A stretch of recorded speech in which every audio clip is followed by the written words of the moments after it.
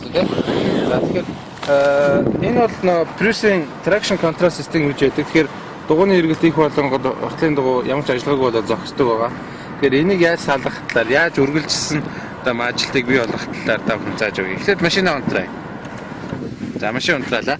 Доор юу ч гიშгхгүйгээр машин дээр power товчон дээр 2 удаа дарна. Инхээр машин on мод руугаа шилжиж байгаа. Тэгэхээр араа нь P дээр байгаа тохиолдолд хаазан дээр 2 удаа дарна. 1 2. За араагаа N руу шилжүүлээ. N руу шилжүүлээ. За энэ дээр N дээр ч гэсэн араа хаазаа 2 удаа даръя. 1 2.